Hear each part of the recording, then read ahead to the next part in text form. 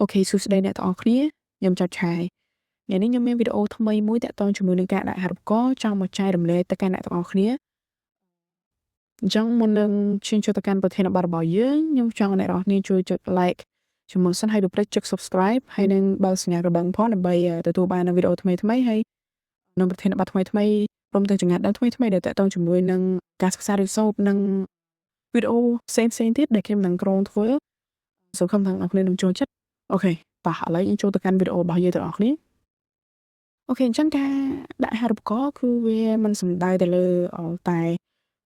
សិប្បកម្មទេដែលអាចដាក់បានសិស្សគ្រប់ឋានៈជាន់ឋានៈខ្ពស់ទាបមិនក៏ដោយគឺអាចដាក់បានទាំងអស់ហើយអាហារូបករណ៍នីមួយៗគឺគេទាមទារ potential សក្តានុពលរបស់សិស្សហ្នឹងខុសៗគ្នាអាហារូបករណ៍ខ្លះគេមើលទៅលើ academic transcript ឬមួយក៏បន្ទុកឬមួយក៏ certificate ឬមួយក៏អីផ្សេងៗដែលអ្នកទាំងអស់គ្នាបានមកពីការសិក្សារៀនសូត្រហើយឬមួយក៏អ្នកទាំងអស់គ្នាបានមកពីការដាក់ប្រកួតប្រឡងប្រជែងនៅក្នុងកម្មវិធីអីផ្សេងៗចឹងទៅអាហារូបករណ៍ខ្លះទៀតគេសំដៅទៅលើសិស្សដែលគាត់មានភាពច្នៃប្រឌិតគាត់ចូលរួមក្នុងការងារសង្គមអីផ្សេងៗចឹងទៅអញ្ចឹងអាហារូបករណ៍មួយគឺអត់ដូចគ្នាទេហើយ requirement ដែលគេទាមទារនៅក្នុងការអាហារូបករណ៍នីមួយៗហ្នឹងក៏អត់ដូចគ្នាដែរអញ្ចឹងខ្ញុំចង់ប្រាប់អ្នកទាំងអស់គ្នាថាការដាក់អាហារូបករណ៍នីមួយៗគឺវាទាមទារយើងមើលទៅកាន់គោលការណ៍ក៏ដូចជា requirement ហ្នឹងឲ្យបានច្បាស់លាស់ហើយនឹងព្យាយាម prepare ខ្លួនឯងថាតើគេតម្រូវការអីខ្លះហើយយើងអាចធ្វើយ៉ាងណាឲ្យដើម្បីស័ក្តិសមទៅនឹងអាហារូបករណ៍មួយហ្នឹងអូខេឥឡូវយើងមកមើលថាតើអាហារូបករណ៍មានប្រភេទអីខ្លះអញ្ចឹងអាហារូបករណ៍គឺយើងអាចបែងចែកទៅជាពីរគឺអាហារូបករណ៍ fully founded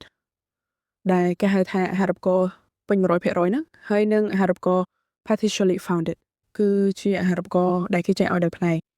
អញ្ចឹងចំពោះអាហារូបករណ៍ fully founded នេះគឺជាប្រភេទអាហារូបករណ៍ដែលគេចេញឲ្យគ្រប់សពតែម្ដងតាំងពី tuition fee ឬមួយក៏ថ្លៃសិក្សា accommodation ឬមួយក៏ថ្លៃស្នាក់នៅហើយ monthly allowance ឬក៏ប្រាក់ខែហ្នឹងអញ្ចឹងចំពោះប្រទេសកម្ពុជាយើងនាពេលបច្ចុប្បន្ននេះខ្ញុំសង្កេតឃើញថាពួកយើងអត់ទាន់មានអាហារូបករណ៍ណាដែលចេញឲ្យថ្លៃគ្រប់ទាំងអស់អញ្ចឹងទេភាគច្រើនអា fully founded ប្រភេទនេះគឺមានតែនៅក្នុងស្រុកគេបើន័យថាក្រៅស្រុកមានដូចជាប្រទេសសិង្ហបុរី United States ចិនជប៉ុនថៃជាដើមតែគេចេញថ្លៃអាហារូបករណ៍ហ្នឹងឲ្យ fully founded តែម្ដងគឺពេញ 100% តែម្ដងហើយចំពោះប្រទេសកម្ពុជាយើងយ៉ាងច្រើនគឺឲ្យថ្លៃ tuition fee 100% និងថ្លៃ monthly allowance ចំពោះជំនាញដូចជា TVET អីហ្នឹងគឺគេឲ្យ monthly allowance យើងបើសិនជាយើងជាមានបានក្រីក្រឬក៏អីចឹងទៅអូខេអញ្ចឹងប្រភេទទី2គឺ partially founded ចំពោះអាហារូបករណ៍ partially founded នេះគឺជាអាហារូបករណ៍ដោយផ្នែកបានន័យថាគឺគេចេញឲ្យដោយផ្នែកគេអត់ចេញឲ្យ 100% ទេយើងអាចចេញថ្លៃទៅលើថ្លៃសិក្សាអាចបានពី 50 ទៅ 80% អីចឹងទៅភាគច្រើន partially founded នេះខ្ញុំសង្កេតឃើញថាមាននៅប្រទេសអូស្ត្រាលីភាគច្រើនប្រទេស Switzerland អីចឹងទៅគេឲ្យ partially founded និងគេអត់សូវឲ្យ fully founded ប៉ុន្មានទេអញ្ចឹងនេះគឺជាខ្លះអំពីអាហារូបករណ៍ហើយម្យ៉ាងវិញទៀតអាហារូបករណ៍វាយើងអាចដឹងបានដែរថាអាហារូបករណ៍គឺវាចេញប្រភពមកពីពីរដែរគឺចេញប្រភពមកពីផ្លូវការនិងក្រៅផ្លូវការខ្ញុំចង់សំដៅទៅលើក្រសួងផ្សេងដែលគេឲ្យអាហ្នឹងជាអាហារូបករណ៍ផ្លូវការដែលគេឲ្យសិស្សទូទៅតែម្ដងហើយចំពោះអាហារូបករណ៍ក្រៅផ្លូវការគឺអាចចេញពី organization ឬមួយក៏អង្គការណាមួយឬមួយក៏ចេញដោយសាលាដោយផ្ទាល់អញ្ចឹងភាគច្រើនអាចចេញដោយសាលាដោយផ្ទាល់ហ្នឹងភាគច្រើនគេ cover តែ tuition fee ទេចំពោះ accommodation ឬក៏អីហ្នឹងគឺយើងត្រូវតែចេញខ្លួនឯងឬមួយក៏មូលនិធិអីផ្សេងៗក៏យើងមានទៅលើក៏គេឲ្យទៅលើ scholarship ដែរអញ្ចឹងនេះគឺយើងអាស្រ័យទៅលើការស្រាវជ្រាវខ្លួនឯង ដើម្បីចូលដឹងបន្ថែមទៀតអំពីអាហារូបករណ៍ក៏ឥឡូវយើងមកនិយាយអំពីរបៀបនៅក្នុងការជ្រើសរើសអាហារូបករណ៍អញ្ចឹងនៅក្នុងការជ្រើសរើសអាហារូបករណ៍តើយើងគួរជ្រើសរើសអាហារូបករណ៍បែបណាឲ្យស័ក្តិសមទៅនឹងយើងឬមកក៏យើងចេះតែរើសអញ្ចឹងយើងត្រូវតែមានគោលការណ៍ច្បាស់លាស់ហើយនឹងត្រូវដឹងពីខ្លួនឯងខ្លះៗដែរដើម្បីឲ្យយើងអាចដាក់អាហារូបករណ៍ទៅជាប់ឬមួយក៏យើងអាចជ្រើសរើសអាហារូបករណ៍ណាដែលស័ក្តិសមទៅនឹងសមត្ថភាពរបស់យើងអញ្ចឹងបើសិនជាយើងជាបុគ្គលមួយដែលរៀនពូកែឬយើងមាន academic transcript របស់យើងនឹងខ្ពស់ឬមួយក៏យើងមានប្រវត្តិការសិក្សារបស់យើងនឹងល្អបូករួមជាមួយនឹងយើងដឹងថាខ្លួនឯងពូកែណាអញ្ចឹងខ្ញុំ recommend អ្នកទាំងអស់គ្នាជ្រើសរើសសាលាណាដែលមានការប្រកួតប្រជែងខ្ពស់ទៅអញ្ចឹងចំពោះសាលាភាគច្រើនដែលគេមានការប្រកួតប្រជែងខ្ពស់ហ្នឹងភាគច្រើនតែថ្លៃហើយល្អចាំបើសិនជាយើងទទួលបានអាហារូបករណ៍គឺយើងអាចនឹងចំណេញច្រើនហើយការសិក្សារបស់យើងក៏ល្អដែរហើយចំពោះមួយទៀតការដែលយើងជ្រើសរើសអាហារូបករណ៍ហ្នឹងគឺយើងត្រូវផ្ដោតលើច្រើនណាទី1ថាតើអាហារូបករណ៍ហ្នឹងគឺគេផ្ដល់ឲ្យយើងអីគេខ្លះយើងត្រូវដឹងពីកន្លែងហ្នឹងតើផុតកំណត់ថ្ងៃណាតើតែងពាក្យរបៀបម៉េចដាក់ពាក្យរបៀបម៉េចអាហារូបករណ៍ហ្នឹងតើទាមទារយើងប្រឡងដែរអត់ហើយអាហារូបករណ៍ហ្នឹងពេលដែលយើងរៀនចប់មានអត្ថប្រយោជន៍អីក្រោយពីរៀនចប់ឬក៏តម្រូវឲ្យយើងមានលក្ខខណ្ឌអីផ្សេងៗដែលយើងត្រូវបំពេញចាស់ហ្នឹងគឺយើងត្រូវតែស្វែងយល់ពីអាហារូបករណ៍ហ្នឹងឲ្យបានច្បាស់មុននឹងដាក់មិនមែនចូលតែដាក់ទេកាលណាយើងដាក់ទៅដោយយើងអត់បានមើលអាហ្នឹងក៏យើងពិបាកដែររីឯអាហារូបករណ៍នៅប្រទេសស្រុកក្រៅដូចជាសិង្ហបុរីអាហារូបករណ៍ភាគច្រើនគឺតម្រូវឲ្យគាត់ធ្វើការនៅសិង្ហបុរីហ្នឹង1ឆ្នាំទៅ3ឆ្នាំក្រោយពេលដែលយើងរៀនចប់អញ្ចឹងបើសិនជាយើងអត់ចង់ធ្វើការនៅហ្នឹងទេគឺយើងអត់ដាក់បានដែរប៉ុន្តែអ្នកខ្លះគឺគេអត់គិតអញ្ចឹងទេគេគិតថាការដែលបានធ្វើការងារបានធ្វើការនៅប្រទេសហ្នឹងក្រោយពេលរៀនចប់ហ្នឹងគឺជាឱកាសមួយដែលអាចវា experience ដែររបស់គាត់ដែរអញ្ចឹងអាហ្នឹងវាអាស្រ័យទៅលើម្នាក់ៗថាយើងអាច accept តែយើងអាចទទួលលក្ខខណ្ឌដែលគេ condition ដែលគេឲ្យយើងហ្នឹងបានដែរឬអត់អូខេអញ្ចឹងនេះគឺជារបៀបនៅក្នុងការជ្រើសរើសអាហារូបករណ៍អូខេឥឡូវយើងចូលមកដល់និយាយអំពីការត្រៀមខ្លួនដើម្បីដាក់អាហារូបករណ៍ចឹងចំពោះការត្រៀមខ្លួនដើម្បីដាក់អាហារូបករណ៍អានេះគឺខ្ញុំសូមនិយាយទៅនៅក្នុងស្រុកសិនចុះដោយសារតែអាហារូបករណ៍នៅក្នុងស្រុកក៏មានច្រើនបើសិនជាអ្នកទាំងគ្នាចង់ឲ្យខ្ញុំធ្វើវីដេអូតាក់ទងជាមួយនឹងអាហារូបករណ៍កាត់អាហារូបករណ៍ទៅក្រៅប្រទេសបើសិនជាខ្ញុំអាចមានឱកាសខ្ញុំនឹងចែករំលែកទៀតអូខេអញ្ចឹងកាត់អាហារូបករណ៍នៅក្នុងស្រុកគឺយើងចាក់បែងចែកជាពីរដូចគ្នាគឺអាហារូបករណ៍កំឡុងពេលដែលយើងសិក្សាហើយនឹងក្រោយពេលដែលយើងសិក្សាថ្នាក់ទី12អញ្ចឹងកំឡុងពេលដែលយើងអាហារូបករណ៍ដែលកំឡុងពេលដែលយើងសិក្សាគឺជាអាហារូបករណ៍ភាគច្រើនគឺអាហារូបករណ៍ក្រសួងដែលគេឲ្យអាហារូបករណ៍ក្រសួងអញ្ចឹងអាហារូបករណ៍ក្រសួងធ្វើមិនដើម្បីអាចទទួលបានអាហារូបករណ៍ក្រសួងបានអញ្ចឹងអាហារូបករណ៍ក្រសួងនេះគឺវាងាយស្រួលតែបើសិនជាអ្នកទាំងអស់គ្នាជាសិស្សអាចថាពូកែដែរអ្នកទាំងអស់គ្នាអាចគិតថាខ្លួនឯងអាចបានប្រទេស A ហើយលំដាប់ពិន្ទុខ្ពស់អញ្ចឹងអ្នកទាំងអស់គ្នាមានឱកាសជាប់ច្បាំងអញ្ចឹងនៅក្នុងការជ្រើសរើសអាហារូបករណ៍នៅពេលដែលអាចថាពាក់កណ្ដាលឆ្នាំលោកគ្រូអ្នកគ្រូនឹងគាត់នឹងចែកសភៅអាហារូបករណ៍មួយក្បាលតូចទំហំប៉ុន A5 នឹងឲ្យប៉ុនសភៅយើងអាននោះទំហំប៉ុណ្ណឹងឯងហើយរៀងក្រាស់ដែរប្រហែលជាកម្រាស់ប្រហែលជាកន្លះសង់ទីម៉ែត្រអីចឹងទៅអញ្ចឹងសភៅហ្នឹងគឺអ្នកទាំងអស់គ្នាត្រូវតែស្វែងយល់អំពីវាបានច្រើនពីព្រោះថាសភៅហ្នឹងគឺគេ provide ព័ត៌មានដែលតកតងជាមួយនឹងអាហារូបករណ៍ហើយនឹងសាលាដែលគេឲ្យហ្នឹងនៅក្នុងនឹងទាំងអស់អញ្ចឹងអ្នកទាំងអស់គ្នាត្រូវមើលមួយថាតើមានជំនាញអីខ្លះហើយមានសាកលវិទ្យាល័យណាខ្លះចុះបើសិនជាអ្នកទាំងអស់គ្នាពូកែគិតថាខ្លួនឯងអាចប្រឡងជាប់បាននិទេស A ហើយលំដាប់ពិន្ទុខ្ពស់អ្នកទាំងអស់គ្នាតាក់ទងសាលាណាដែលល្បីទៅហើយចំពោះបើសិនជាយើងគិតថាអូខេលោកយើងល្មមយើងអាចដាក់នៅសាលាណាដែលមិនសូវមានអ្នកដាក់ទៅណាអាហ្នឹងគឺយើងអាចពិចារណាកន្លែងហ្នឹងហើយចំពោះអាហារូបករណ៍ក្រសួងនេះគឺគេមានពាក្យណែនាំដើម្បីបំពេញអញ្ចឹងព្យាយាមបំពេញយ៉ាងណាឲ្យត្រឹមត្រូវតាមលក្ខខណ្ឌគេដើម្បីកុំឲ្យគេបោះចោលអាហារូបករណ៍ហ្នឹង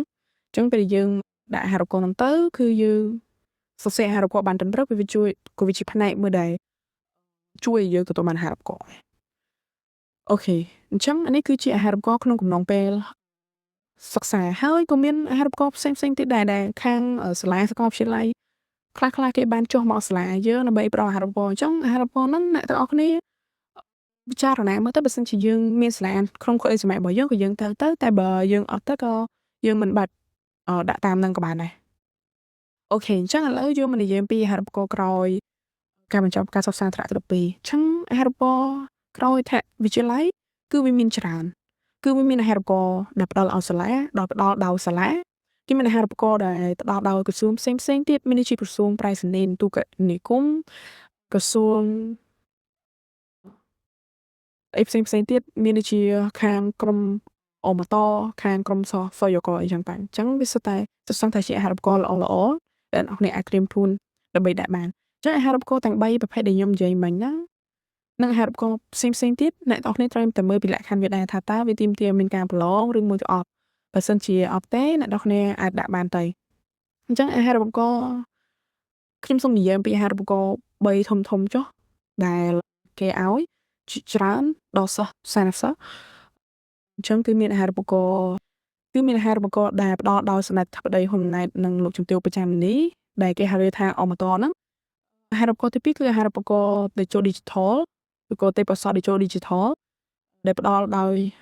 ក្រសួងប្រៃសណីយ៍និងទូរគមនាគមន៍និងអាហារូបករណ៍ទី3គឺអាហារូបករណ៍សរសេរកចឹងអាហារូបករណ៍ហ្នឹងទាំង3ហ្នឹងគឺសុទ្ធតែជាអាហារូបករណ៍ធំៗដែលអ្នកគេត្រូវដឹង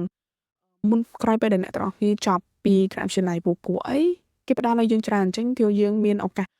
នៅក្នុងការជាប់ច្រើនដែរអញ្ចឹងខ្ញុំមកសូមនិយាយអំពីអាហារូបករណ៍មួយទ្រុសអញ្ចឹងអាហារូបករណ៍អមតដំបូងទេគឺទាមទារយើងដាក់តាម online application ហើយអត់មានទាមទារថ្លៃនៅក្នុងការដាក់អីទេហើយបើសិនជាអ្នកទាំងអស់គ្នានិយាយទៅអ្នកទាំងអស់គ្នាត្រូវតែមាន skill តិចតួចតជាមួយនឹងបច្ចេកវិទ្យារបៀបក្នុងការដូចជារបៀបនៅក្នុងការបង្កើត email ចុះឈ្មោះប្រឡងអញ្ចឹងទៅពីព្រោះថាអាហ្នឹងគឺវាតម្រូវយើងចេះដែរបើសិនជាយើងអត់ចេះទេក៏យើងពិបាកអញ្ចឹងណាដោយសារតែមានមិត្តភក្តិខ្ញុំពីរនាក់ដែលគាត់ដាក់ទៅគឺគេអត់ accept គាត់ទេដោយសារតែគាត់ដាក់ពាក្យហ្នឹងអត់ត្រឹមត្រូវអញ្ចឹងគឺគេអត់ទទួលអញ្ចឹងគឺគាត់ខកខានឱកាសដោយសារតែគាត់ដាក់ឈ្មោះចុះឈ្មោះដាក់អាហារូបករណ៍អត់បានអញ្ចឹងហ្នឹងគឺវាអាស្រ័យលើយើងដែរណានៅក្នុងការអាហារូបករណ៍ហ្នឹងអាហារូបករណ៍ទីហើយចំពោះអាហារូបករណ៍ហ្នឹងគឺគេផ្ដល់ឲ្យច្រើនមានជាង 4000 អាហារូបករណ៍សម្រាប់ឆ្នាំ2025នេះហើយច្រើនសាលាមែនទែនមានដូចជា AUPP AFL UPP សុទ្ធតែជាសាលាល្បីលឹមកុកវិញហ្នឹង IU ហ្នឹងគឺច្រើនមែនទែនដែលអ្នកនរគ្នាអាចដាក់បានណាមានច្រើនជំនាញអញ្ចឹងអ្នកគ្នាអាចពិចារណាមើលទៅចំពោះអាហារូបករណ៍ហ្នឹងគឺមានឱកាសជាប់ច្រើនយើងអាចមានឱកាសជាប់ច្រើនណាអូខេហើយចំពោះអាហារូបករណ៍ទី2គឺជាអាហារូបករណ៍ទេពកោសល្យ Digital អញ្ចឹងអាហារូបករណ៍នេះគឺជាអាហារូបករណ៍បែបបច្ចេកវិទ្យាអញ្ចឹងបងប្អូនទាំងឡាយណាឬក៏គឺយើងទាំងឡាយណាដែលចង់រៀនផ្នែកបច្ចេកវិទ្យាអាចរៀនបាននៅក្នុងការអាចដាក់បាននៅក្នុងអាហារូបករណ៍ទេពកោសល្យ Digital សំដៅតេជោ Digital ហ្នឹងវាមានជំនាញច្រើនវាមានតាំងពី Software Engineering Cyber Security ITE Data Science និង Engineering ហើយនឹងមានជាច្រើនទៀតដែលយើងអាចដាក់បានអ្នកឆ្លងខាងបច្ចេកវិទ្យាគឺអាចទៅស៊ើចមើលទៀតទៅតាក់ទងជាមួយនឹងអាហារូបករណ៍ហ្នឹងអញ្ចឹងអាហារូបករណ៍នេះគឺអត់មានអីពិបាកទេនៅក្នុងវាទាមទារយើងប្រឡងដូចគ្នាតែគ្រាន់តែថាការប្រឡងគឺវាទាមទារយើងចេះគ្រឹះកិច្ចវិទ្យាច្រើនចង់ពីថ្នាក់ទី7ដល់ថ្នាក់ទី12អ្នកនរគ្នាគួរតែចេះមេរៀនមួយចំនួនបើសិនជាខ្ញុំមានពេលខ្ញុំនឹងបញ្ចេញវីដេអូមួយតាក់ទងជាមួយនឹងរបៀបក្នុងការប្រឡងអាហារូបករណ៍ទេពកោសល្យ Digital ដោយសារតែខ្ញុំក៏ជាប់តែអាហារូបករណ៍ Digital ហ្នឹងអញ្ចឹងវាមានពីដំណាក់កាលទី1គឺដំណាក់កាលធ្វើមកក៏ដោយយើងប្រឡងជាប់សិនហើយដំណាក់កាលទី2ទើបយើងជំរុះយកតែបេក្ខជនដែលនឹងត្រឹមត្រូវតាម slot ដែលគេឲ្យកន្លែងកៅអីដែលគេឲ្យហ្នឹងអញ្ចឹងដំណាក់កាលទី1គឺវាអត់ពិបាកទេហើយដំណាក់កាលទី2ក៏វាអត់សូវពិបាកដែរតែគ្រាន់តែគេបន្ថែមលំហាត់ពិបាកចុងក្នុងហ្នឹងវា3លំហាត់ដើម្បីជំរុះអញ្ចឹងតែ អូខេអញ្ចឹងតើតើខ្ញុំបានហៅរបស់ digital ដែលចូល digital ពេលដែលយើងប្រឡងជាប់គឺគេតម្រូវឲ្យយើងទៅចុះឈ្មោះអាហារូបករណ៍ដើម្បីកក់វាទៅហើយយើងអាចចូលរៀនបានដែរអូខេហើយតើតើជាមួយនឹងសសយកក៏ដូចគ្នាដែរគឺគេតម្រូវឲ្យយើងប្រឡងដូចគ្នាហើយមានសកលច្រើនដែលគេផ្ដល់ឲ្យ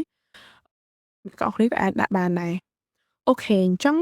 តើតើជាមួយនឹងអាហារូបករណ៍ក្នុងស្រុកហើយនិងអាហារូបករណ៍ទាំងថ្នាក់អាហារូបករណ៍ក្នុងកំឡុងពេលសិក្សាថ្នាក់ទី2និងក្រោយពេលសិក្សាថ្នាក់ទី2នេះគឺយើងមានតែប៉ុណ្្នឹងទេ